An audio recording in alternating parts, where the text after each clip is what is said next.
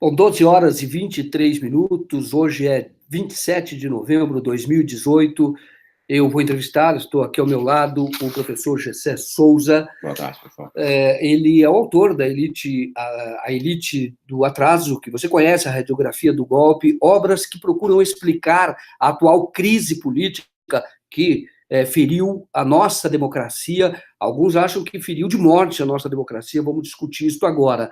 E ele está lançando mais um livro, que é A Classe Média no Espelho. Esse é o novo livro do Gessé Souza, autor da Elite do Atraso, está lançando um novo livro que procura explicar, e agora nós vamos entender um pouco este agente, este personagem que é a classe média, evidentemente que diferenciada, e vamos saber disso, quem é classe média hoje no Brasil, que classe média estamos falando, mas seja como for, a tropa de choque, essa é uma expressão que ele usa na Elite do Atraso, a tropa de choque da elite, a elite que ganha muito dinheiro no Brasil, a elite de rapina, a elite do saque, e ela tem uma tropa de choque que é a classe média, e vamos tentar entender que classe média é essa. Aliás, eu sou classe média, professor é classe média. Vamos tentar entender um pouco a classe média, então eu começo desejando boa tarde, professor Gessé, parabéns por essa nova obra. Obrigado.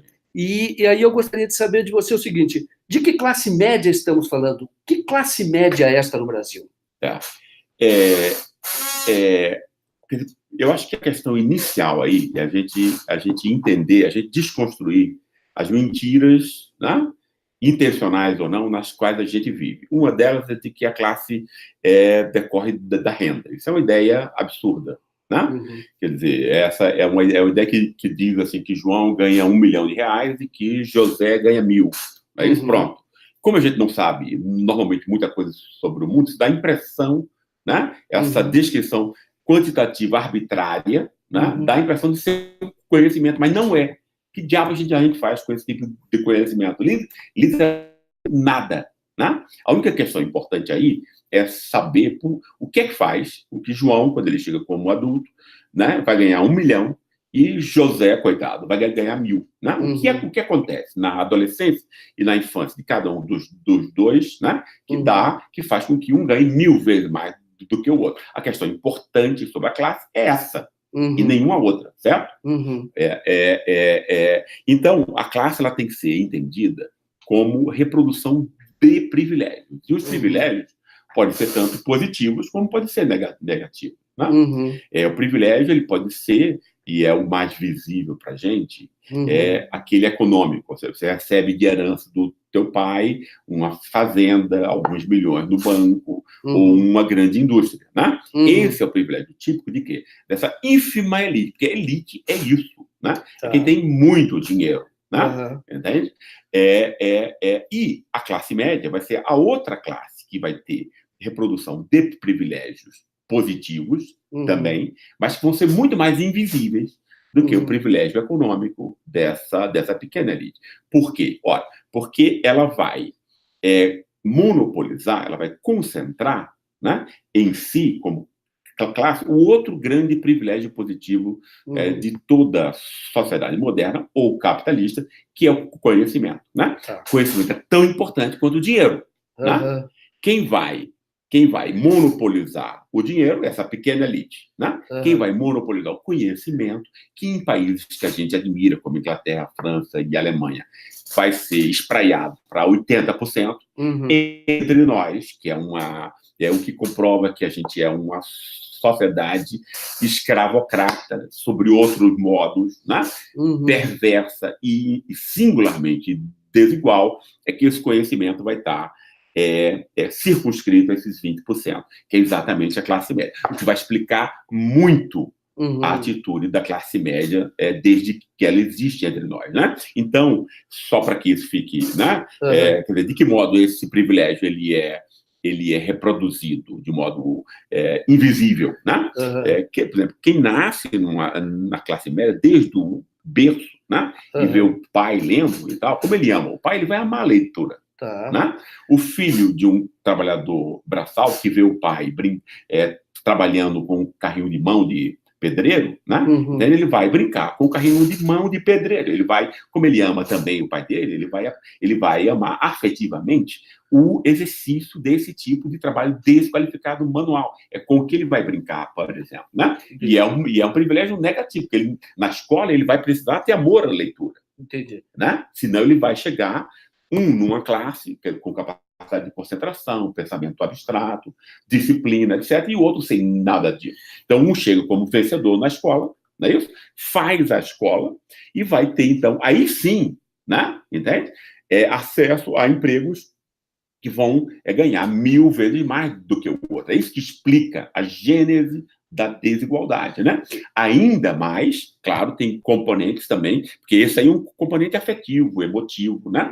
Da classe familiar, digamos assim. Cada classe tem uma família, né? Um tipo de família. O pai também vai comprar o tempo livre dele, né? Porque nas classes populares não tem isso. Nas classes populares, a criança começa a trabalhar com 11, 12 anos. Trabalhar e estudar. Que só por milagre ela vai conseguir fazer um negócio ou outro bem, né? Por isso que, de certa forma, nós ficamos reproduzindo desigualdades. Exatamente. Quer dizer, para você compensar essa herança cultural, você deveria ter um acesso maior à educação e escola de qualidade. Para que aquele estímulo que ela não teve em casa, ela passasse a ter na escola. Exatamente. E não é o que acontece. Não é.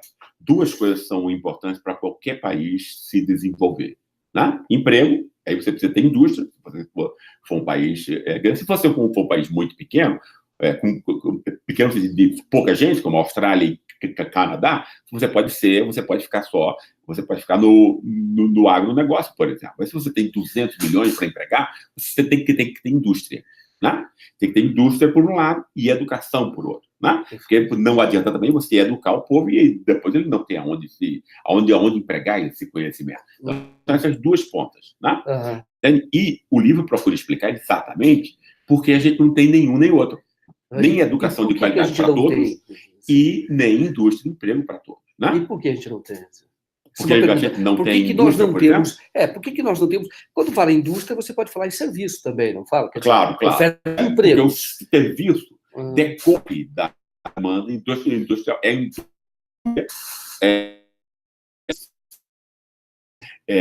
Mas a gente vai começar pela indústria. Este é o nosso... O desemprego.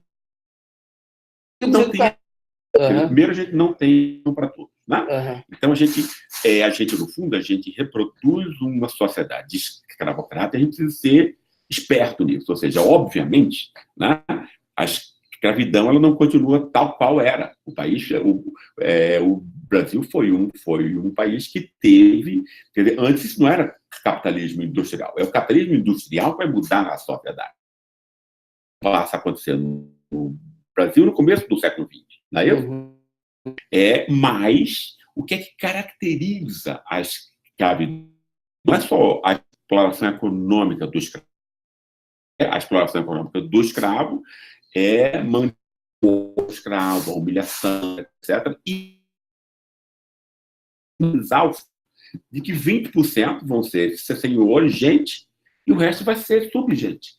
Né? Claro. Ou seja, não vai ter acesso a nenhuma das benesses do mundo moderno e esses 20% vão achar isso normal. Entende? Claro. O que é uma burrice. Até também, porque, né? A desumanização é uma forma de você manter aquele estado de coisas. Claro. Porque se você desumaniza, você está falando de uma pessoa que não é nem um ser humano igual a mim. Claro. Seria um outro tipo de ser humano. Então eu posso explorar, não é isso? Como é que a escravidão entre nós ela continua sob máscara moderna? Né? Ou seja, porque é o trabalho desqualificado do escravo, que era a base da sua exploração econômica, vai ser continuado, né? Porque a maior parte da população, né? Como ela foi abandonada e humilhada, e os pais não podem passar o que eles não tiveram para os filhos, eles passam o quê?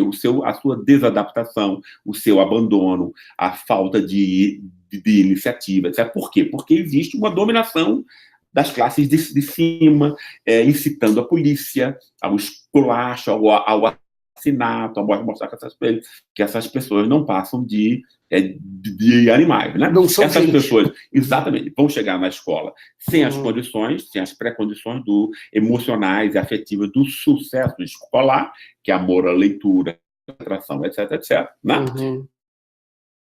E aí faz esse recuo e tal, né? Uhum. Né? Mas todas as sociedades que lograram montar alguma forma de convivência democrática fizeram um corte nisso.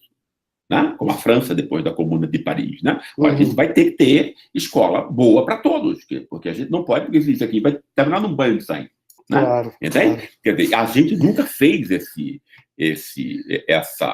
tipo de reflexão. Né? Então a gente mantém o quê? Essas pessoas vão ser fracassadas na escola, vão sair como analfabetas funcionais, né? Não vão poder competir com a classe média real pelos empregos dela, é isso que a classe média gosta, mas isso é burrice, porque isso é curto prazo. Claro. Aí você não pode sair à noite, seu filho não pode sair à noite, você mora numa selva, você tem que ficar num condomínio fechado, então, entende? Isso é burrice, é coisa é uma classe, né?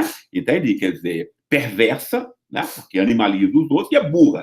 Né? Porque não percebe que, por exemplo, você dá boas condições para todos, você trabalhar para isso é bom para todo mundo, né? Claro. Como realmente alguns 10 anos atrás, quando a gente começou a ter alguma coisa desse tipo, né? E então você tem o quê? Uma classe média que vai burramente, né, ter raiva dos pobres e vai, quando o governo vai aumentar o número de pobres na universidade de 3 para 8 milhões, essa é a razão da classe média sair à rua. Obviamente não é a corrupção, claro. Porque aí a corrupção das malas lá, supostamente endereçadas para Temer e para não saiu ninguém à rua. Claro. Não saiu ninguém à rua. Então a elite pode roubar. Claro. Não é isso? Os pobres é que não podem acender. Né? Entende? Quer dizer, isso é o comportamento. Entende? O que importa para a gente ser inteligente na análise de como funcionam as classes de uma sociedade, a gente observar o comportamento concreto das pessoas. Claro. Porque o que as pessoas têm na cabeça delas é propaganda, é bobagem, né? É legitimação da própria vida, claro, num lixo que é a nossa imprensa, esse pessoal vai ter o quê na cabeça, né? Então, o que a gente diz que a gente faz importa pouco. Né? O nosso comportamento concreto é que diz quem nós somos. Né? Claro. Agora, o interessante é saber o seguinte, quando eu falo, você é classe média, eu sou classe média, por que a classe média, vamos dizer, quando nós estamos falando dessa classe média como tropa de choque da elite, nós estamos falando exatamente de que classe média e que classes médias nós temos no Brasil? Esse livro, que foi um livro que me custou muito trabalho, né? Muita análise de entrevistas, centenas de entrevistas, que dá um trabalho enorme, né? Você ficar diariamente em cima disso, isso me levou o quê? Desde 2015 eu estou trabalhando nesse livro, né? E eu aprendi muito. A parte boa é que eu aprendi muito fazendo o livro, coisas que eu não sabia antes. Perfeito. Né? Por exemplo, então eu aprendi o quê? Que, por exemplo, no Elite do Atraso, a parte que eu fiz sobre a classe média, uma parte pequena, eu atentei muito mais para as contradições horizontais dela. Né? Entende? Com esse livro, eu aprendi o quê? Com análise de entrevistas e de textos e tentando compreender a história da classe média entre nós, eu me apercebi de que eu tenho uma coisa mais importante ainda, que são as contradições verticais, ou seja, a hierarquia da classe média. Né? No fundo, a gente tem aqui uma alta classe média que se mantém no poder já desde o começo do século XX, ou seja, era a classe média de profissionais liberais de São Paulo, era a tecnoburocracia, vira tecnoburocracia do governo militar, né? E agora 2%. Né?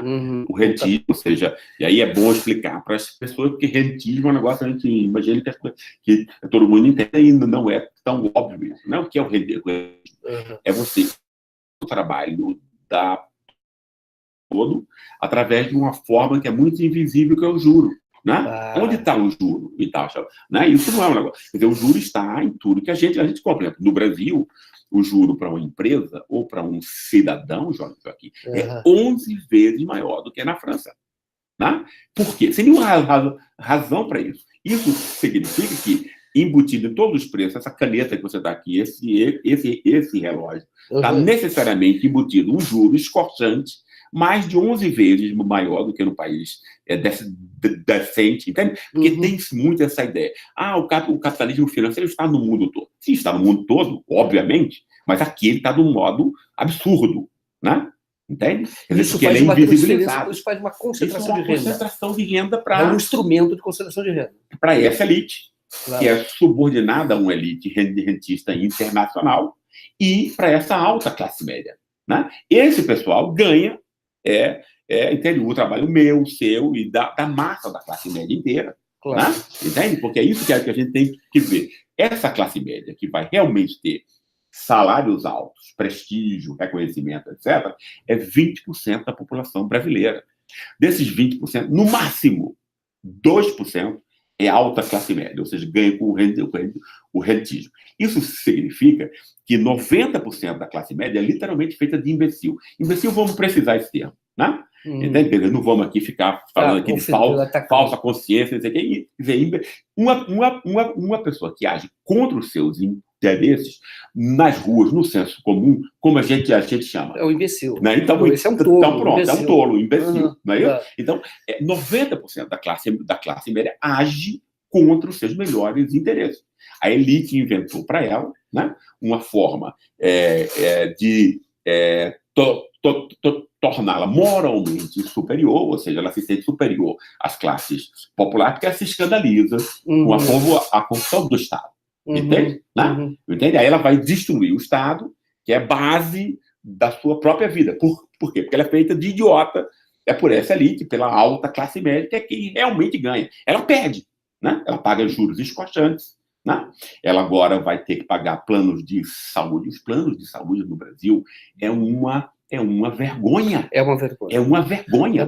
Eu pagava, né, 20% num dos meus planos do país como a Alemanha, quando eu tinha direito a tudo, a dentista, inclusive, que eu não tenho aqui, e eu podia escolher qualquer médico. Né? Eu pagava 6 vezes menos do que eu pago aqui no meu plano de saúde. Isso, pessoal, isso é roubo. Entende? Claro.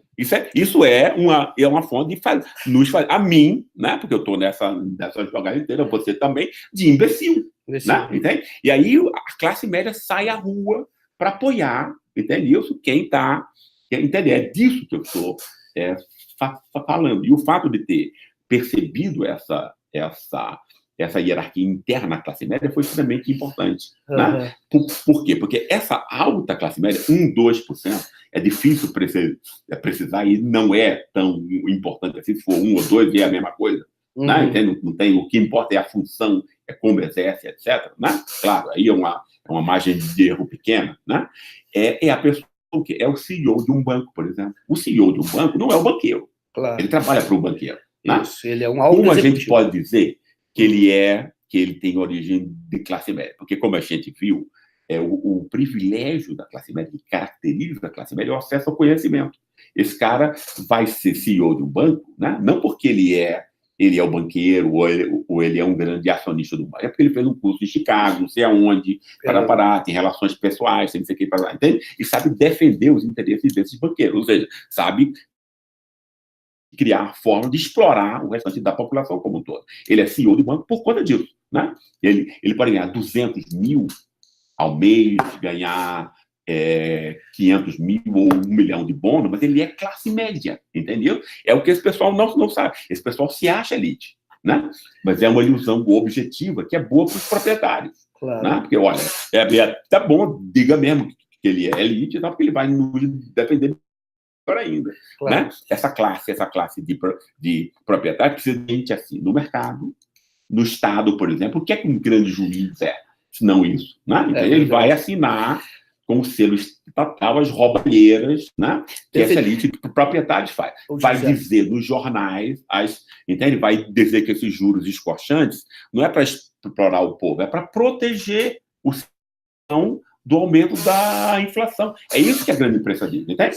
A alta classe média faz esse trabalho sujo. Se eu só dar um testemunho, quer dizer, o que acontece, por exemplo, na mídia. Embora a mídia, para legitimar o discurso, precisa daqueles formadores de opinião, da academia, a mídia tem um papel muito importante. Claro. Então você tem hoje, por exemplo, um apresentador de televisão, um colunista de televisão da Globo, que ganha até 1 milhão, 700, 500 mil reais, um dinheiro muito alto por mês, e ele pensa que ele é dono emissora. Claro, Só que ele não é dono da emissora. Claro, Se ele ganha tudo isso, você imagina como estão os Claro, patrões dele, estão claro. ganhando na Pois é. reprodução, e é ele que legitima Pois tudo é. o que está acontecendo, Claro, produzindo esses imbecis, né? claro, Agora, Gessé, o que eu queria entender é o seguinte: por que que uns são imbecis e outros não? Quer claro. dizer, eles foram, vamos dizer o seguinte, mas parece, Uhum. você é um pesquisador, é um cientista, eu não, mas parece que, por exemplo, eles estavam nessas manifestações, era lá uma manifestação de gente branca, Uhum. de gente que parece saída da classe média, É. até dizia o seguinte, parecia... 77% numa grande manifestação em São Paulo ganhava mais de 20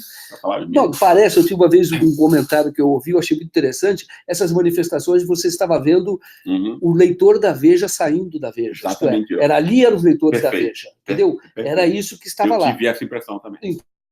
E, de certa forma, eles conseguiram influir no debate. É. E aí que eu pergunto é o seguinte, por que existem esses e existem outros? Isto é, existem outros que têm uma percepção diferente. Uhum. Vou fazer uma pergunta de outro modo também, que foi perguntado ao Haddad na ocasião, agora, dizendo o seguinte, Haddad, por que que os mais escolarizados estão apoiando num certo momento, estavam apoiando o Jair Bolsonaro, e não você. O que acontece com as nossas universidades? Que elas formam pessoas que não conseguem entender que realmente elas, votando no Jair Bolsonaro, estão votando contra os interesses dela, em algum sentido, não da alta classe média. Por que isso acontece? Você que é o cientista, é você que pode nos explicar sobre isso. Isso aí tem várias... enfim, tem vários atalhos que a gente pode atacar isso. Quer dizer, a primeira coisa é a gente compreender que esse tipo de relação de classe entre nós está meio que congelado há 100 anos. Né? Entende? E, por exemplo, na massa da classe média, a massa da classe média é muito mais diversa do que a alta classe média. A alta classe média, você encontrar alguém mais crítico, não seja conservador, é muito difícil. Nas minhas entrevistas, é quase impossível. Eu citei um exemplo, né? Que é da família Prado, no caso aqui. Obviamente não é a família Prado, é de São Paulo. Eu criei outros nomes aqui, obviamente. Tem que proteger a sua fonte. Né? Na massa da classe média, eu estou chamando da massa da classe média, que é 90% da classe média ou mais, né? Você tem aí o quê? Você tem sempre... Por exemplo, na década de 30, você tinha 1 milhão de pessoas inscritas na ação integralista, proto-fascista. Quer dizer, proto-fascista não, fascista. Entende? Que era majoritariamente dessa massa da classe média. Ao mesmo tempo, você tinha na ALN, né, 500 mil de inscritos, ou seja, pessoas que estavam ali num projeto industrializante, nacionalista, comandado pelo Partido Comunista na época. Então, você tem, dentro da massa da classe média, uma diversidade, uma polarização até. Né? É claro que agora você teve esse componente conservador mais forte. Você tem aí 100% da massa da classe média, né? Conservadora, como 20%, 30% mais crítico e tal, né? Foi isso que se reproduziu nessas eleições agora. Isso tem a ver também com a forma de legitimação como essa elite de proprietários logrou manter essa classe média sob seu domínio. Aí tem a minha tese de que o Brasil tem uma interpretação só, não é cada cabeça uma sentença, e não é cada pensador, cada intelectual tem uma ideia, isso é mentira, não é verdade. Né? Entende? O fato de você tocar em assuntos fragmentados aqui e ali não significa que você tem uma teoria sobre o Brasil. Né? A única teoria por exemplo, a esquerda não tem uma teoria sobre o Brasil. O Brasil é o que eu estou tentando ajudar. Né? Claro. Não tem por quê? Porque a única teoria que existe sobre o Brasil é uma teoria, no fundo, de direita, extremamente conservadora, que domina tanto a direita quanto a esquerda. Que foi assimilada pela esquerda. Né? Vamos dizer rapidamente... Você está falando do Sérgio Buarque, é isso? Não só, né? Quer dizer, ele é o principal, mas aí tem Raimundo Fauro, Fernando Henrique Cardoso, Roberto da Mata, praticamente quem você pensar. Né? 9 entre 10 estrelas de cinema. Você tem a minha idade, você lembra daquela propaganda do sabonete Lux, né? 9 entre 10 estrelas de cinema usam Lux, né? Isso. Por exemplo, 9 entre 10 intelectuais pensam desse modo. Quais são essas ideias e por que ela é besteira? Né? É a ideia de que diz que a gente vem de Portugal, é uma ideia idiota, né? Que porque quem cria os homens são as instituições. Mas nós fomos colônia de Portugal, depois vice-reino. Né? Fomos, mas isso não significa que Como isso não passa no gene, a transmissão cultural não é genética. Isso é uma impressão pré-científica, de senso comum. Claro. Né? É um ambiente. Claro. São as relações sociais são marcadas por instituições. Desde 1532, o Brasil é dominado pela instituição do escravismo, que dominava toda a forma da família, da justiça política, etc. O escravismo não existia em Portugal. Então, o Brasil não é continuidade de Portugal. Né? Só um conhecimento superficial, pré-científico, idiota, pode dizer isso. E isso é dito. Né? Então, que é um absurdo. É claro que quem comandava esse processo do escravismo eram portugueses, não é isso? Mas aí essa palavra português, etc. Mas aí estavam em relações sociais muito distintas do que eles tinham. Não diz escravidão. Humilhava o escravo e tal. Ele não fazia isso em Portugal, matar gente, não sei o que, dono de terra e gente. Então, é uma outra vida. Com alguns meses, eles já eram um outro tipo de ser humano, uma outra forma de sentir, de ter afeto, emoção e tudo, né?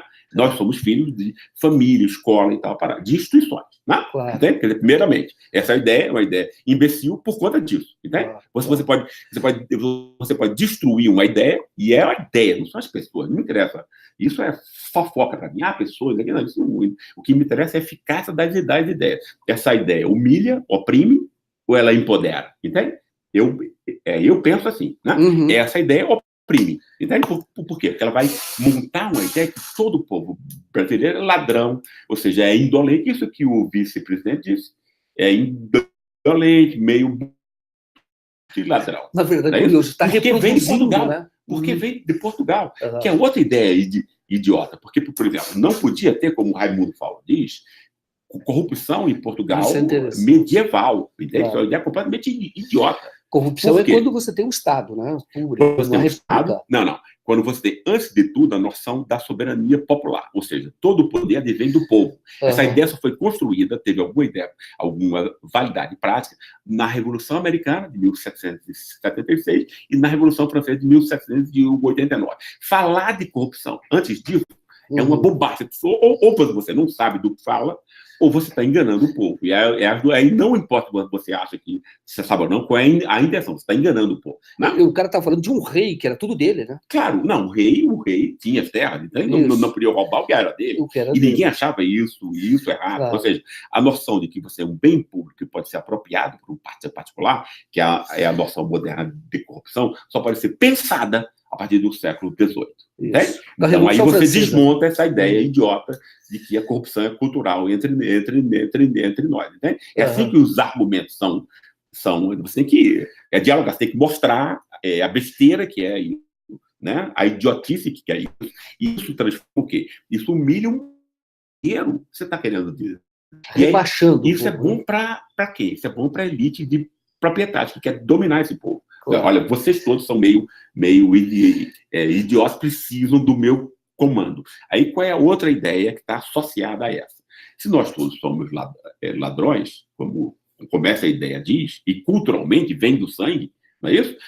Porque se é corrupto apenas no Estado e na política, e nunca no mercado. Entende? Por que ninguém nunca perguntou isso? Por quê? Porque, obviamente, é uma ideia para dominar, é uma ideia idiota. Né? Porque se um povo inteiro é corrupto, ele deveria ser corrupto também no mercado. Né? Mas o mercado entre nós, manipula. Manipulado. Exatamente. Que Sérgio Buarque vai dizer, essa besteira de patrimonialismo. Né? Para que é? Para você invisibilizar o poder. Que rouba é a elite entre nós. Né? Ela usa o poder. Quem saqueia o orçamento público é a elite. Uma dívida pública que não é nem dívida, porque dívida é quando você tem uma conta-prestação, e essa dívida é juro sobre juro, né? Nem é pública porque está cheio de falcatruas privadas aí. Isso é uma forma como essa elite rouba o orçamento público, assalta a sociedade inteira através de juros desconstantes, que não existem em outros lugares, sonega imposto, são 500 bilhões de dólares. Compare, né? Esse engodo, essa patifaria chamada Lava Jato, que em 5 anos de exame da corrupção política não conseguiu retornar aos cofres do Estado menos de $1 bilhão, né? Só com deixa a dívida pública de lado, deixa o juro, que é $1 trilhão, segundo dados do Banco Central. Né? Pensemos só na sonegação de impostos. Né? São 500 bilhões, ou seja, a Lava Jato é menos de 500 vezes o roubo ilegal explícito que essa elite faz. É um país em que a elite pode roubar. E ela pode roubar por quê? Porque ela cooptou intelectuais, universidades, e depois passa para a imprensa, para a escola e tudo. Isso faz a cabeça das pessoas, dizendo o quê? Que o roubo é só na política e no Estado. Por quê? O roubo só pode ser na política do Estado, Joaquim, porque aí você pode criminalizar o seu inimigo, que inadvertidamente, pelo voto popular, pode ser assenhorar do Estado, e o Estado é a única constelação de interesses organizados que pode se contrapor ao mercado. Claro. Ou seja, é o proprietário. Então, você tem que controlar o Estado, né? Claro. Para continuar roubando, saqueando. Você tem que criminalizar o Estado para controlá-lo, porque aí você toca o bumbo da sua imprensa. Claro. Né? Nunca chegamos num ponto assim que tanto a política foi criminalizada. Claro. E o Gessé essa história tem 100 anos. O Gessé está falando uma coisa que a gente pensa, depois que ele fala, eu diria o seguinte: se o Gessé não escrevesse mais livro nenhum, só a contribuição que ele deu quando colocou a escravidão como elemento central na formação, na nossa formação cultural, na nossa formação política, não precisaria escrever mais nada, porque esta contribuição, que é absolutamente original, ela muda o eixo de discussão. E eu tenho certeza que daqui para frente, se você quiser entender o Brasil, você tem que começar entendendo a questão da escravidão. E agora você está dando um passo adiante ao mostrar que a escravidão também mudou o setor da classe média, que esta classe média é que legitima esse estado de coisas. E aí, quando você vai ligando os pontos, você pensa que tudo isso, isso é uma teoria da conspiração, uma bobagem, é um delírio. Não, você vê, por exemplo, que parte do que ele está dizendo desse pensamento acadêmico, ele foi gerado na Universidade de São Paulo, que é uma grande universidade. Só que você não pode nunca esquecer que a Universidade de São Paulo, ela foi criada como resposta a uma revolução de 1930, uma revolução popular de 32 depois, e aí São Paulo tinha um princípio que precisamos, já que perdemos na arma, perdemos na guerra... E com dinheiro dessa elite. Era o Estadão que criou, essa que é a verdade, que tem... O Antônio Salles de Oliveira era ligado à família Mesquita e foi formada pelo Estadão, essa é a verdade. Então, isso faz todo o sentido, que você começa a perceber, Sérgio Buarque de Holanda, ele escrevia para o Estadão. E aí, você começa a entender que, na verdade, não é nada jogado, é muito bem pensado. É que nem hoje está acontecendo com a Lava Jato. Você pensa que isso é um movimento espontâneo. Isso não é um movimento espontâneo. Isso foi feito para ferir, para destruir um projeto de ascensão popular. E o Gessé foi presidente do IPEA durante um período, ele entende bastante desse período do IPEA, do governo federal, no governo em 2015, 2016, então trabalhou com dados de ascensão social, de mobilidade social. Então, quando ele está falando de dentro. Não que ele seja político, porque não é, mas é um acadêmico que trabalhou no IPEA, foi presidente do IPEA, e como presidente do IPEA, entende o Brasil de uma maneira mais macro, analisando pesquisas, é isso que faz o IPEA. Esse aqui, eu acho que a sua entrevista é sempre muito importante para entender. Basta a gente perceber, Joaquim, por exemplo, essa coisa da Lava Jato que você disse, não existe nenhuma diferença entre o que Carlos Lacerda fez com Getúlio na década de 50 do que a Lava Jato está fazendo agora. Entende? Essas coisas, a gente tem que compreender a história, assim, ela vai tendo novas máscaras, a forma como ela aparece pode ser distinta, no caso antes era Carlos Lacerda pela imprensa, monta-se uma república do Galeão, como você sabe, né? Entende? Que diz que ele é ladrão, depois você sabe que ele não roubou nenhum centavo, ele já tinha enfiado no coração, né? Agora, 70 anos depois, que a Lava Jato faz exatamente isso. Uma república de Curitiba atacando, entende? Por que isso? Porque, no fundo, o que há de real, a grande pedra de toque é o seguinte: você não pode diminuir a distância da classe no Brasil, como Getúlio, que fazia em 50, né, com apoio aos trabalhadores urbanos, e agora, como Lula, que fazer com o apoio das massas e tal. Né? Quer dizer, porque quando você diminui a distância de classes, tem um golpe de Estado entre nós. Exato. Sempre né? tem, né? Sempre que tem. Né? O pretexto é a corrupção. Né? Por quê? Porque foi um pretexto montado intelectualmente aí por essas ideias, né? E esses caras todos, isso funcionou muito bem, isso enganou a esquerda, isso foi... as pessoas tiravam quando ele está crítico. Um cara como o Sérgio Buarque, quem o segue, vai dizer: poxa vida, olha aí, não pode ser essa roubalheira. É alguém que reclama. né? Então, não é alguém que está se defendendo, alguém que está atacando, né? Em nome de um princípio moral, um falso princípio moral, claro. Entende? Mas, tirando onda, por conta disso, a esquerda foi feita de idiota com isso, né? A esquerda, até hoje, age, né, idiotamente contra os seus próprios princípios, né? E compromete toda a ação, porque a esquerda não tem um planejamento, né? Ela não percebe a sociedade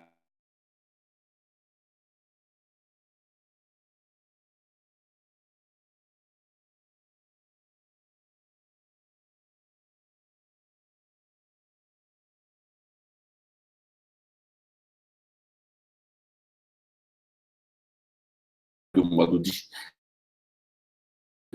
Né? Será que acredita? Eu acho que acredito. Não, eu acho que acredito, porque acredito na tese do patrimonialismo, né? Como uma grande parte da esquerda acredita nisso, entende? Ou seja, a esquerda ela é colonizada, né? Ela é feita de idiota, né? Há 100 anos, né? Por essas ideias, patrimonialismo e tal. Porque a esquerda aparelhou a Polícia Federal nisso, né? Todas essas leis que depois foram utilizadas pela Lava Jato foram montadas no Ministério da Justiça da presidenta Dilma, entende? Ou seja, uma esquerda que foi e é ainda, né? Entendeu? Porque não está ousando pensar de um modo alternativo, não precisa dizer essas coisas, né? É ainda idiota, está agindo ainda infantilmente, não reconhece que errou, né? Não reconhece o erro e não reconhece o quê? Que tem que montar uma compreensão do país distinta. Entende?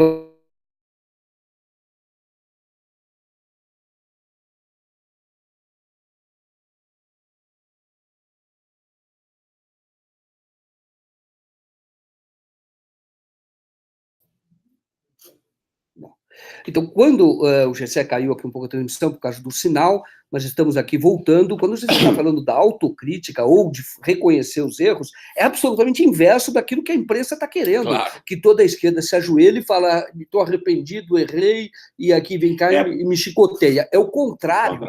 Mas justamente porque, aliás, não ter aprofundado e não aprofundar a análise de por que chegamos nesse ponto. Claro. Aí, isso é a única coisa que eu digo o seguinte, eu acho que, de certa forma, faltou um pouco de conhecimento da história e, na verdade, de certa forma, nessa experiência que a esquerda teve do governo Lula e do governo Dilma, não se acreditava que a direita fosse tão perversa, que ela usasse tanto o seu mecanismo, se achou que, vamos dizer assim, os erros não são nada do que aquilo que foi mostrado. Só que aquilo foi maximizado com horas de transmissão e se gerou um ambiente político com um juiz de primeira instância que agora vai ajudar a governar o Brasil, foi com horas, então aquilo foi fabricado. E eu tenho a impressão de que se acreditou num certo republicanismo, que tínhamos ultrapassado essa fase e que era preciso dar instrumentos para, enfim, avançarmos. Eu tenho a impressão de que foi isso. Fez o contrário, não nomeou pessoas para o Supremo Tribunal Federal, que são pessoas que nem têm tanto notório em saber jurídico, mas tinha lá um verniz, e aí isso acabou se voltando contra quem estava no poder, mas não só isso. Voltou contra o povo, entendeu? Vamos tocar num ponto, eu acho, que é importante para não ter ambiguidade alguma, né? Na questão da corrupção. O sistema político brasileiro é montado para ser corrupto. Ele é montado para ser comprado pelo mercado, por bancos, por coisa, né? Mas você tem aí, agora que acabou o financiamento, né? Sim, mas ainda assim ele continua sob formas... Na verdade, é o Caixa 2. Claro. Quem foi que pagou aí os fake news e tal? Para que são milhões de dólares, né? Entende? Quer dizer, aquele negócio, me engana que eu gosto. Né? O cara, como pessoa física, ele não tem limite para doar. Então, ele não pode doar como empresa, ele doa como pessoa física. Obviamente. Entendeu? É um poder econômico. Claro. Ou seja, foi um sistema político montado para ser apropriado por bancos e grandes corporações, né? Então, você tem que mudar. Aí você diz, então, o PT tem que fazer uma coisa de arrependimento. E agora, você vai ter, primeiramente, sempre pessoas que vão... A esquerda não tem não tem nenhum predomínio virtuoso sobre as outras coisas. Vai ter sempre gente que vai meter os pés pelas mãos, e você tem a lei para isso. Né? Uhum. E o que você tem que reformar é a relação entre economia e política, ou seja, né, o que você tem, a única coisa que importa numa reforma política é como é que você pode minimizar a compra da política pelo mercado, pelo dinheiro. Né? O resto é secundário, é bobagem. Claro. Né? A origem é a única questão. É esse. Né? Claro. Então, se a imprensa tivesse, de algum modo, interessada nisso e não está, ela tocaria nessa questão.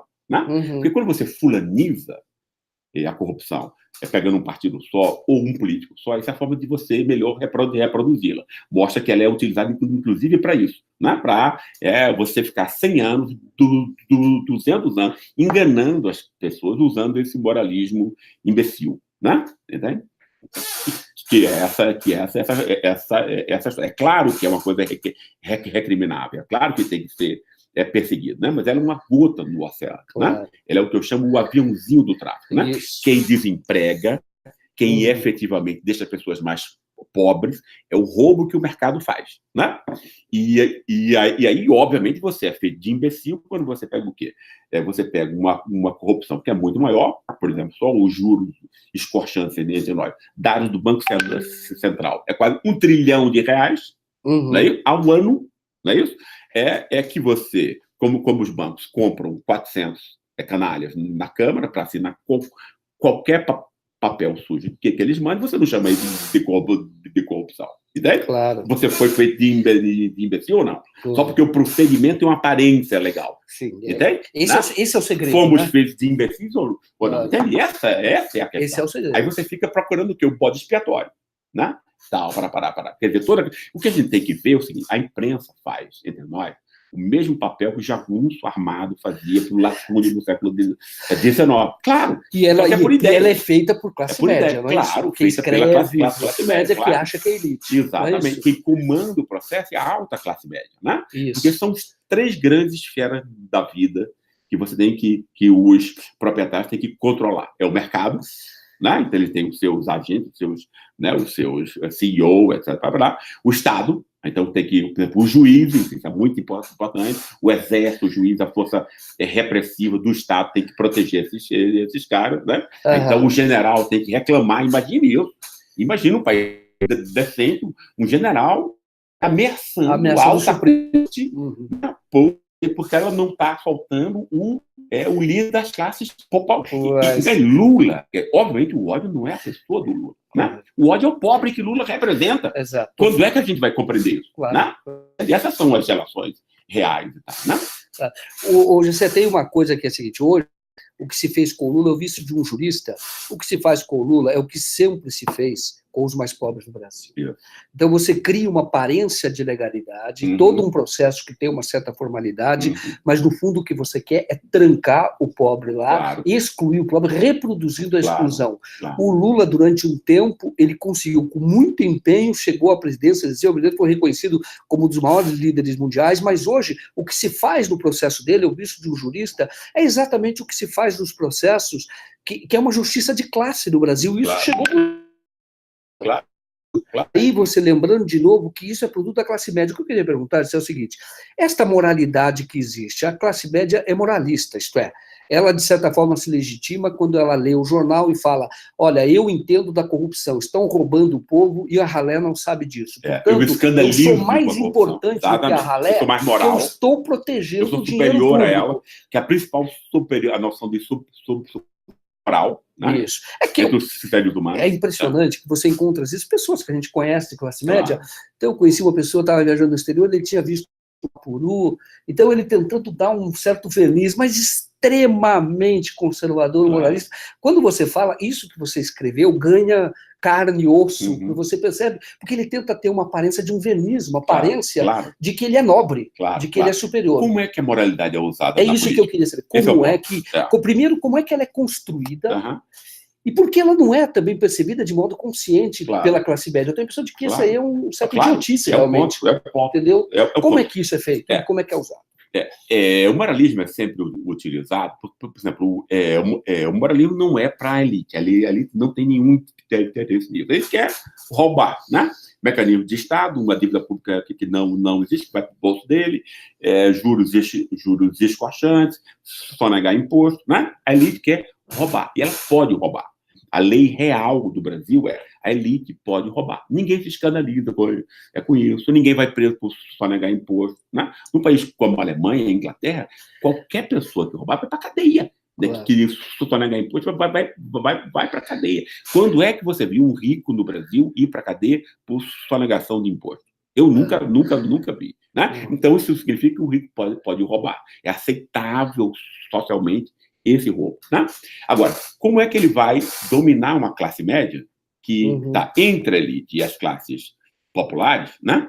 Que vê na sua... que joga essa coisa do moralismo para prender o cara de classe média e torná-lo, digamos, dar uma sensação de superioridade a ele. Né? O que é que o moralismo faz com a classe média? Né? Entende? Moralidade existe, é uma outra coisa, e o livro tenta abordar isso. Moralismo é esse uso instrumental. Né? Ela vai montar o quê? A gente tem que sempre que aprender com a história. Por que isso acontece? Ora, a classe média deu apoio a Getúlio Vargas. Né? Tirando o Estado dessa elite de São Paulo, que era a elite mais importante, que importava. Né? Entende? A classe média deu apoio a ele. Ao Getúlio. Né? Ao Getúlio. Ele foi recebido de braços abertos pela classe média no Rio de Janeiro e em São Paulo. Como praticamente não existia eleição, menos de 5% da população votava, isso foi, digamos assim, o apoio popular e deu enorme legitimidade a Getúlio. Tá. O que foi que essa elite pensou? Primeiro, recuperar o poder militarmente. Perdeu. Né? Aí disse, poxa, eu preciso ser mais inteligente. Eu preciso construir, né? Porque ele não pode, quer dizer, a elite não pode mandar descer o cacete na classe média. Ele pode mandar descer o cacete, como fazia e faz ainda hoje, nos muito pobres na classe trabalhadora. Tá. Na grande greve de 1917, a elite enganou os trabalhadores, assinou coisa no dia seguinte, matou, mandou os líderes para o Amapá, onde tinha uma peste de malária. É assim que ele trata as classes populares. Com a classe média, ela precisa dos seus agentes. Ela não pode mandar matar nem bater. Então, ela tem o quê? Tem que montar um esquema. Já tinha imprensa para isso, que é dela. A imprensa entre nós, a imprensa mais safada do mundo. Porque a imprensa é um negócio que tem um extremo respeito. Né? Imprensa é como uma sociedade complexa aprende sobre o mundo. Né? Mas aí você precisa ter o quê? Opiniões distintas para que o cidadão possa formar dele. Não é isso? Claro. Só com opiniões distintas você vai formar. Não é isso? Claro. Hoje, Globo News, você vê tudo igual. A imprensa, que é uma coisa muito bonita, porque a imprensa confronta o poder. Um país como a Alemanha, por exemplo. Né? E eu vi isso várias vezes acontecer. Né? A nossa nunca confronta o poder. O New York Times está hoje com uma briga com o Donald Trump. E é uma opinião só. Então, isso não é imprensa, isso é manipulação. Certo? Agora, a imprensa também não cria as ideias que ela usa. Mesmo os melhores jornalistas e tal, ele vai montando pessoalmente ideias que ele vai depois passar para o público de um modo acessível. Esse é o trabalho da imprensa, que é extremamente importante. Né? Quem monta as ideias são os intelectuais. É por isso que a elite vai criar a Universidade de São Paulo, como você disse, que vai ser a universidade, e é ainda a universidade mais importante, e todas as outras universidades, então, quero dizer aqui que a USP que é pior do que... Não, o contrário, é a melhor, a mais importante, vai ser o modelo de todas as outras, não é isso? Então, você vai ter que construir uma ideia sobre o Brasil, que vai ser construída nessa época, não é em 1500, no Brasil de Escola. Uma ideia de Brasil se constrói na década de 30, não é isso? Para atender esses interesses da manipulação da classe média, que era quem lia a imprensa, pela elite. Para quê? Para que nunca aconteça o que tinha acontecido com o Getúlio. Para que ninguém vindo de um outro esquema, ligado à classe média ou às classes populares, possa ascender ao poder. Como é que você faz isso? Daí a ideia de você criminalizar a política, criminalizar o Estado, porque aí você vai jogar a corrupção seletiva. Os partidos de elite podem roubar. A imprensa não vai tocar nisso, porque a imprensa é desse pessoal. Pertence a ele. Né? É o jagunço dele. Né? Mas é um jagunço agora que vai usar ideias. Uma violência simbólica, que é aquela que se vende como convencimento, mas que não é. Porque convencimento é quando você tem opiniões distintas. Quando é uma opinião só, é um pseudo-convencimento. No fundo, é manipulação, não é isso? Claro. Né? Então, você vai dizer isso, é um povo de ladrão, o roubo está nesse bode expiatório. Quer dizer, entende? É claro que a mentira tem que ter um grão de verdade. Né? É claro que se rouba no Estado, ninguém está negando isso. É óbvio. Né? É o Lula que se rouba no Estado. Né? Mas o roubo é uma gota no oceano do verdadeiro roubo, que é dos proprietários, que deixa o povo pobre, né? Vende os recursos como sócio menor para as elites estrangeiro. No real, ladrão no Brasil, né? A boca de fumo da roubalheira no Brasil é o Banco Central, feito por gente engravatada. Né? É claro que é uma corrupção legalizada, né? Claro. Mas faz o povo inteiro, especialmente a classe média, de imbecil. Né? O outro conceito que esses que dominam a verdade, Joaquim, né? Domina né? Entende? Né?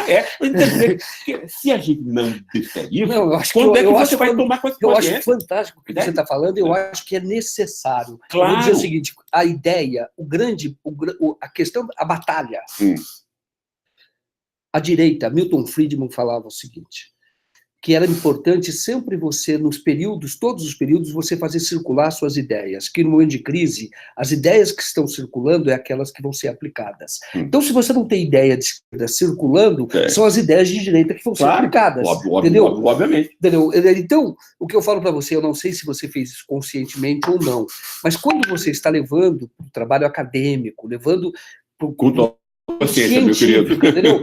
O que você está fazendo, na verdade, é tocando naquilo que pode mudar a luta. Quer dizer, nós temos que mudar a classe média, que é aquela que vai ser o livro, entendeu? A classe média tem que tomar consciência de que ela está sendo manipulada. Ela se acha especial. Mas, na verdade, ela acha que a ralé é que é manipulada. Mas a manipulada é ela. Por que isso? Porque aí essa coisa da moralidade serve para isso, para dar essa sensação de que essa classe média é superior moralmente, ou seja, então ela é um ser humano superior às classes populares, ou seja, antes de tudo, que ela merece os privilégios que tem, né? E que não podem ser compartilhados por essa gente inferior. Entende? Quer dizer, no nível inarticulado, que vai moldar o comportamento efetivo, essa é a ideia que está sendo montada. Né? E a elite montou essas ideias, montou os instrumentos institucionais para que ela fosse depois ensinada em todas as escolas, em todas as universidades, e repetida milhões de... Tudo que a imprensa diz, a grande imprensa, né, comprada diz sobre a política no Brasil, envolve essas ideias que eu estou criticando aqui. Envolve ou personalismo, ou seja, essa ideia de que o Brasil é intrinsecamente, culturalmente corrupto, que é uma ideia idiota, né? Incrível, mas está na cabeça de todo brasileiro. Né? Depois a ideia de que o roubo é só no Estado, outra ideia idiota. Né? Entende? Que a gente, como a gente viu aqui. A terceira ideia é a do populismo. É de uma maldade extrema, né? Também montada na USP, né? A partir de uma ideia de Gino Germani, da Argentina, né?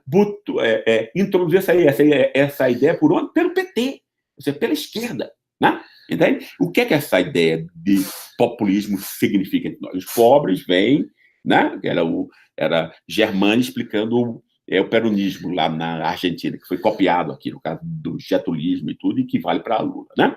Vem uma classe que vem do campo para a cidade, uma classe que enfim, que é dominada por formas coronelistas, etc., e que então vem para a cidade também querendo uma espécie de coronel urbano para ser o líder populista. Né? Então, o que você diz que essas pessoas não têm inteligência, que não foram à USP, que não foram a outras universidades, não entendem o mundo, são manipuláveis, e o que você está dizendo, o mesmo conceito os seus líderes são sempre manipuladores. Claro! A gente precisa entender essas coisas. Né? Essas ideias vêm juntas, entende? Claro. E é uma idiotice. Reforçando o preconceito. É o que, claro... Por que isso? Isso é preconceito contra o pobre. Claro, aquele é líder do pobre, então ele não presta. Exatamente. Não só não presta, como ele é ladrão manipulador. Então você estigmatiza. A classe entende isso. E aí, hoje em dia, chegou a tal ponto isso, que qualquer política que beneficie esses 80%, ou esses 98%, que a maior parte da classe média tem interesses em comum com as classes populares, apesar de não saber disso, como o Estado, a industrialização, etc, etc, né? Quando você faz uma política para esses 98%, é chamado de populista. Imagine isso. Então, democracia entre nós, né? Realmente a política é feita em nome dos 2% de privilegiados. Entende? Né? Isso é imbecilizar o povo ou não? Claro, e quem está sendo manipulado, voltando, não é o pobre. Quem está sendo manipulado é essa classe média. Claro. Agora, é curioso, eu até conversamos antes, eles estavam falando sobre isso, às vezes, em países da Europa, você não tem uma miséria como tem em países como o Brasil, a pobreza como tem no Brasil. Não. É um país, assim, de maioria de classe média, claro, vamos dizer o seguinte. É um país muito melhor. Claro, muito mais melhor, qualidade de vida. Por que a classe média não entende isso? O que acontece? Claro, isso. Tem que ter um processo de aprendizado. Né? Não interessa essa elite, porque é uma elite de rapina. Né? Não foi isso eu aprendi fazendo esse livro também. Porque, para você compreender a classe média, você tem que entender a dominação da elite sobre a classe média. Né? Então, eu procurei compreender, Joaquim, o processo histórico da formação das classes. As classes se formam na história, não é um gene. Né? Não é um gene que passa do sangue, isso não é história. Essa história é o que acontece no embate histórico entre as classes e entre as suas frações. A nossa elite se forma como? Né? A fração agrária do latifúndio, esse latifúndio, que é um latifúndio escravocrata, que é basicamente o cara que roubava a terra e assassinava a gente. Né? A base do poder rural entre nós, a forma de acumulação primitiva de capital, continua até hoje é isso. Né? Você expulsa o poceiro, mata, rouba a terra dele e o juiz legaliza aquilo. Né? Entende? Basicamente, essa forma como conseguir. A outra fração comercial financeira, né? Que vai montar investimento, e a outra coisa da fração industrial. Essas três frações existiam aqui em São Paulo no começo do século XX. Essa fração industrial era composta por estrangeiros. Matarazzo, Crespi, Weissflog, Calabim, eram todos estrangeiros. Né? Agora, era uma classe que começou a ganhar muito dinheiro, mas como era estrangeiro, por exemplo, Matarazzo tinha muito mais interesse na Itália, fascista, do que no Brasil aqui, ou seja, a ligação era com o país que ele tinha nascido e não o que os havia enriquecido. Né? Esse aprendizado histórico, né, implicou o quê? Implicou uma fração industrial, que é a fração racional do capitalismo. Por quê? Porque ela pensa os seus objetivos de fração de classe podem ser harmonizados com os interesses da sociedade como um todo. Pensa num cara como Henry Ford, que constrói uma grande indústria automobilística nos Estados Unidos, mas ele começa o quê? Ele explora o tempo do trabalhador, mas ele paga muito bem o trabalhador dele. Claro. Tanto que ele pode comprar um Ford. Entende? Ou seja, então você pode ter o quê? Quer dizer, o avanço do industrialismo, da indústria, né? Ele é compatível com o mercado interno pujante, salários decentes, etc, etc. Né? Compare isso com a elite agrária, que vende em dólar para o exterior, seja o café, como era antes, seja a soja, como é hoje. Né? Se o país estiver bem ou mal, o pessoal está se lixando. Se o país estiver mal, é bom para ele, porque ele pode comprar barato. Barato, isso.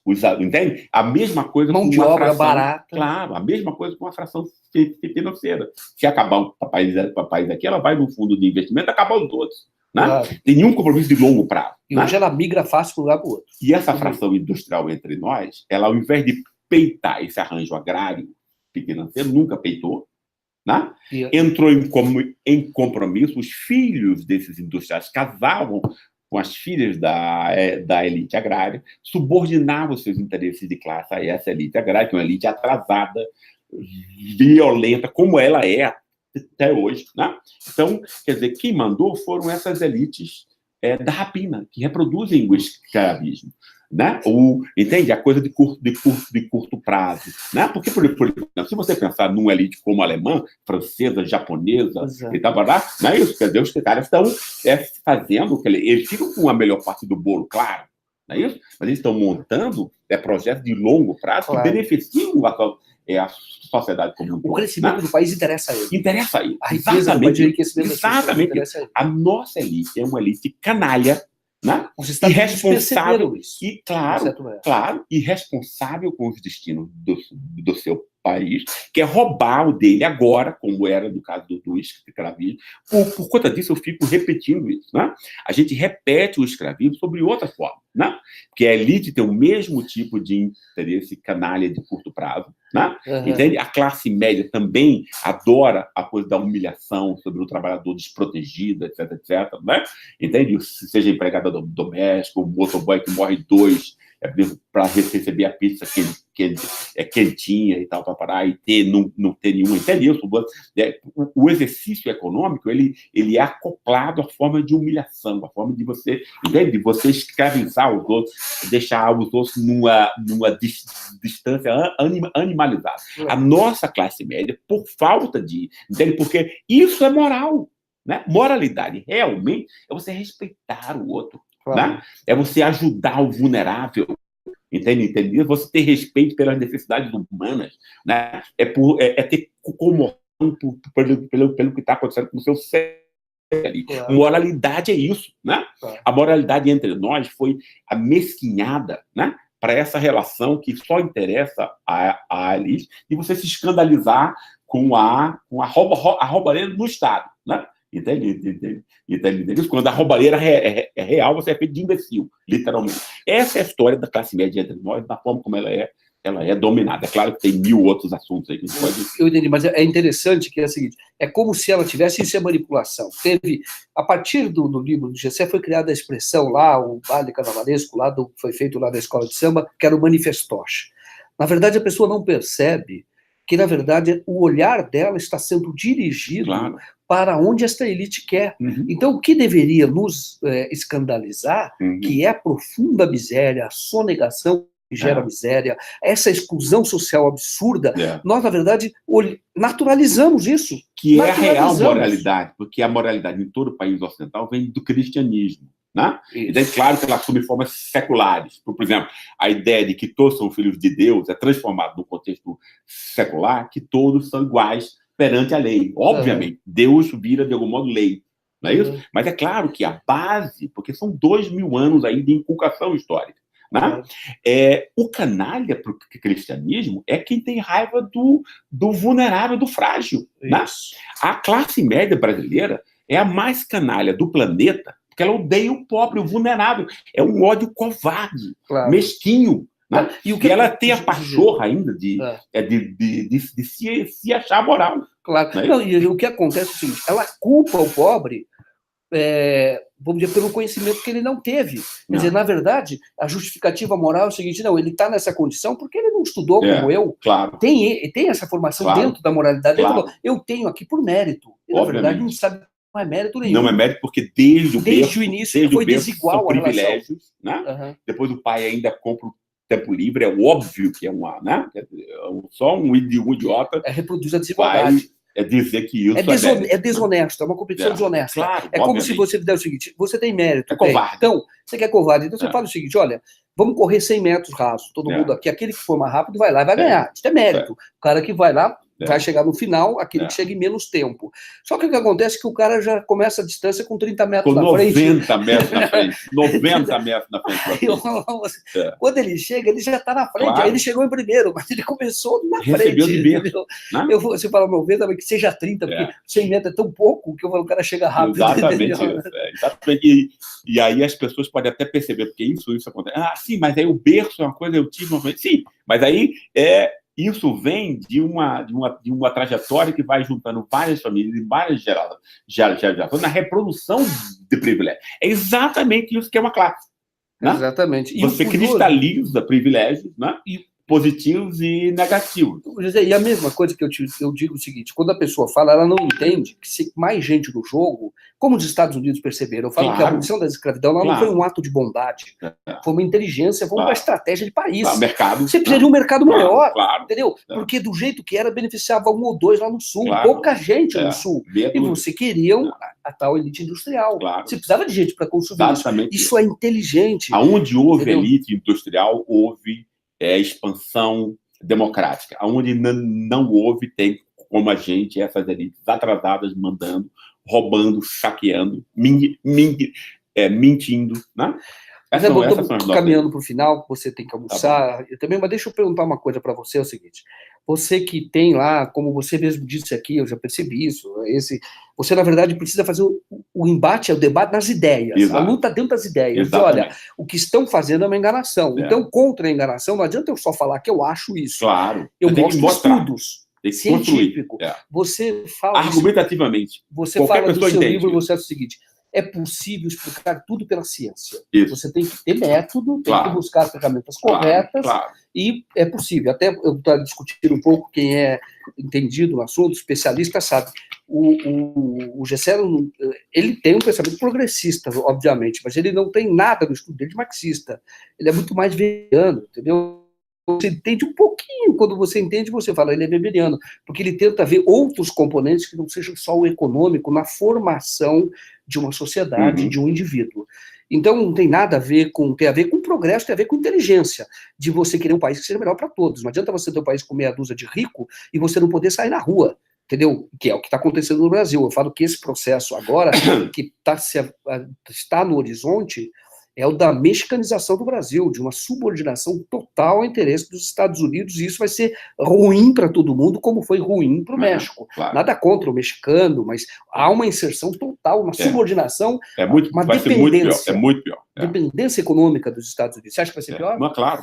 Então, o que eu vou te perguntar é o seguinte, apesar dessa luta que você trava, vamos terminar o seguinte. Você acredita que nós vamos dar a virada?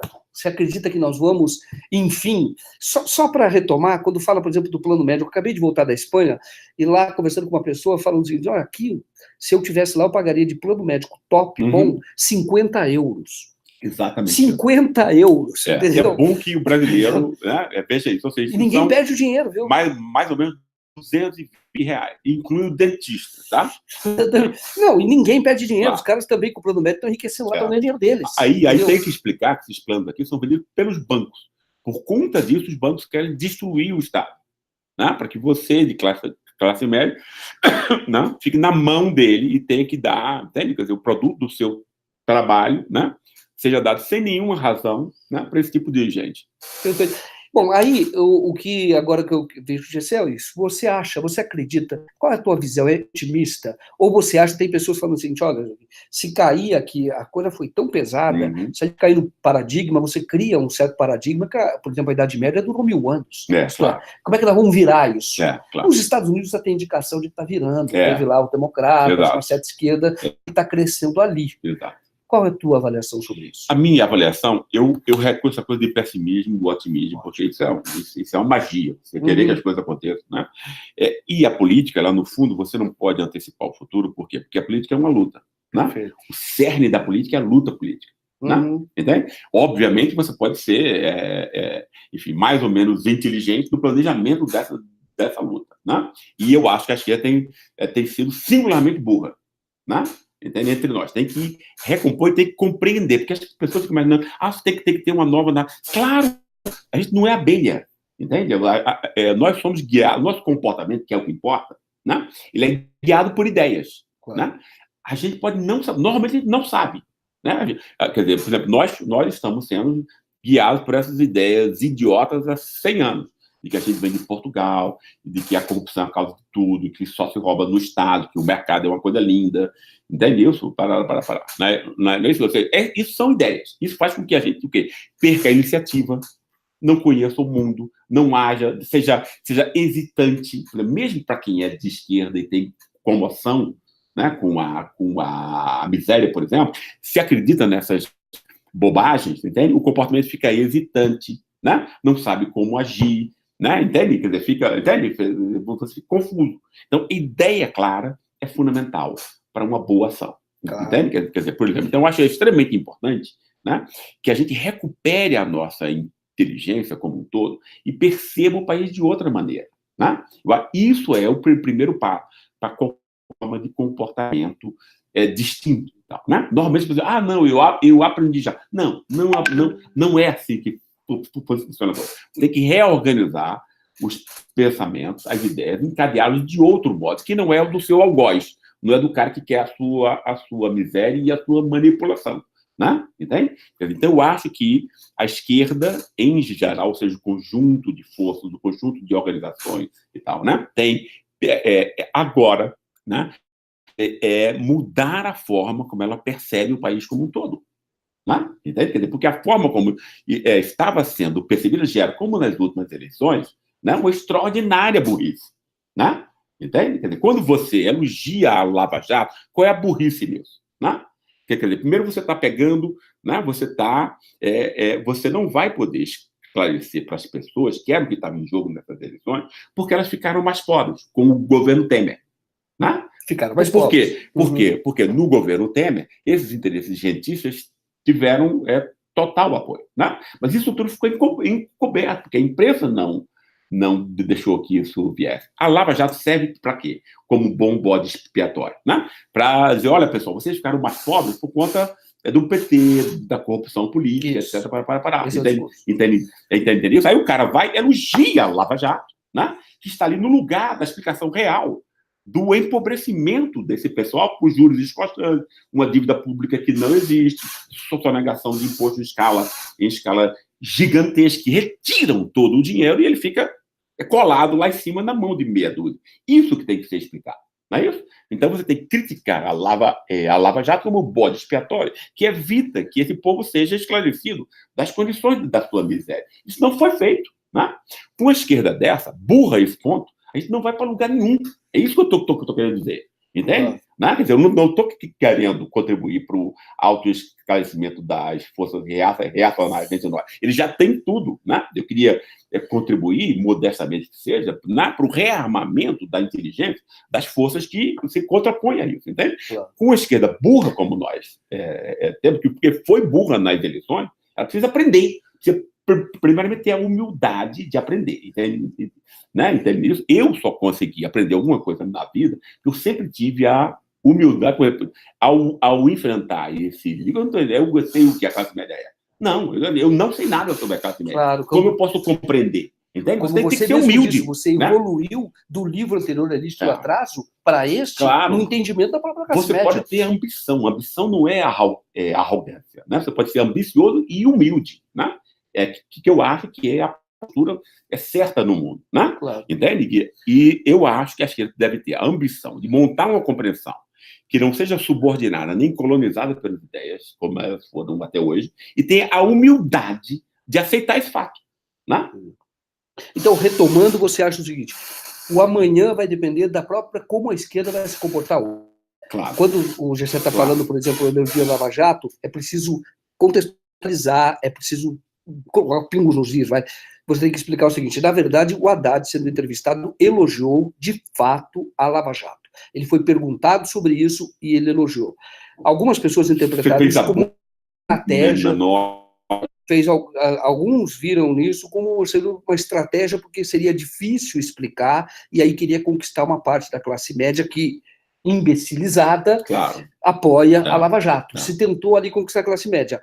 O que acontece? De outro lado, se abandonou o que a esquerda precisa, que é um diálogo honesto e intenso com o povão. Isto é, para quem governa. Com a classe média. Com a classe média, com honestidade. Você não avança, claro, exatamente. Entendeu? Você não avança nada com a mentira. Né? A verdade pode ser no curto prazo incômoda, porque você tem que reconstruí-la, né? Mas ela é sempre o caminho mais seguro. Né? Perfeito. Perfeito. Bom, olha, bom, mas retomando então, vai depender da gente, quer dizer, o embate está aí, tem que ter ideias claras, fazer uma avaliação do que está acontecendo. Você falou uma coisa da humildade, que até o princípio da palavra vem de humus, vem de terra, quer dizer, você tem que ter o pé no chão. Isto é, para entender alguma coisa, primeiro você tem que se despir de algumas coisas que você tem, alguns preconceitos, e com o pé no chão começar a construir, vamos dizer assim, uma nova casa, já que nós temos um entendimento sobre a nossa nação que é baseado, segundo o que ele diz, segundo o que ele demonstra nos livros, é baseado em farsa, em estudos que têm premissas erradas, em fraudes acadêmicas. Discutimos isso aqui, então é muito importante que você comece que depois se torna uma espécie de crença popular.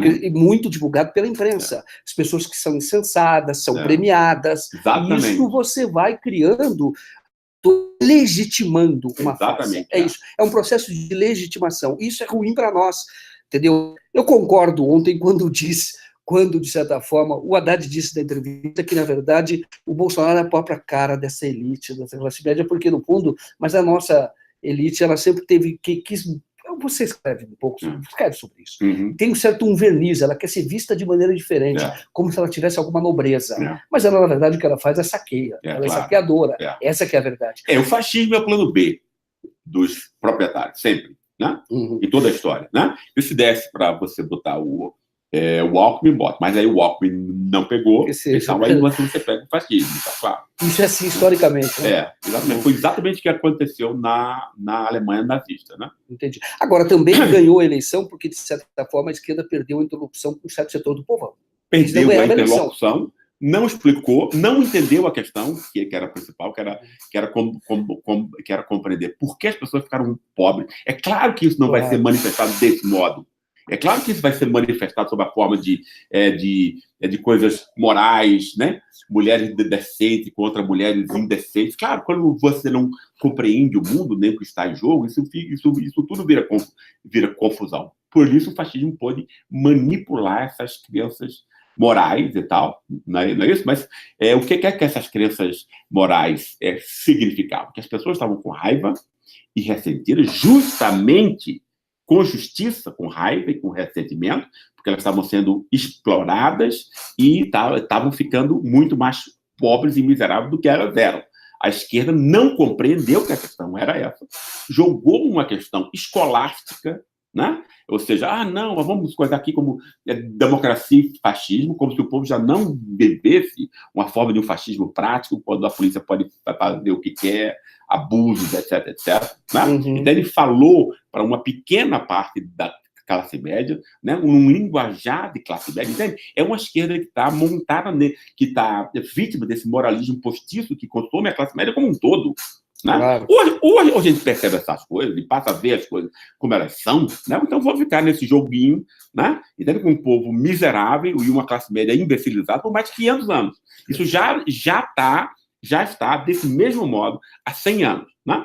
Se a gente não assumir essas coisas, não reconhecer esses fatos, vai ser mais 500 anos. Né? Porque esse pessoal tem cada vez mais dinheiro. Né? Com 2 curtos períodos que houve avanço no Brasil, que foi do governo do Getúlio, e do Lula. E do Lula. No meio, o Jango, coitado, queria fazer, nem sequer deixaram ele, ele entrar. Né? Tá ótimo. Bom, Gessé, eu agradeço a sua... Eu que agradeço a você, Joaquim. E eu gostaria que você falasse mais vezes, que eu vou dizer, quando você percebe o seguinte, quando tem um discurso diferente, por exemplo, eu vi, quando eu estava na TV Cultura, Jornal da Cultura, o Gessé lá, e aí falou sobre a Lava Jato, a Lava Jato é uma farsa. A única vez que eu vi isso na grande imprensa.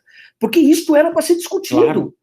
Ainda que você discorde, alguém tem que dizer, olha, a Lava Jato é uma farsa por isso, e lá você explica. Por isso. Aí uma outra pessoa diz, não é por isso. Não precisa ter medo desse debate. Então, eu digo o seguinte, hoje nós estamos fazendo aqui, temos uma audiência crescente hoje do DCM, estamos com 3.000 visualizações por dia no nosso site. Isso por quê? Porque a gente percebe que existe uma demanda por informação, por contraponto, uma informação de qualidade, por uma outra visão, porque nós estamos todos, como disse, retomando aqui, todo o que permeou essa conversa, existe um processo de imbecilização da nossa sociedade, que começa pela classe média, que tem acesso a esses veículos de comunicação em geral.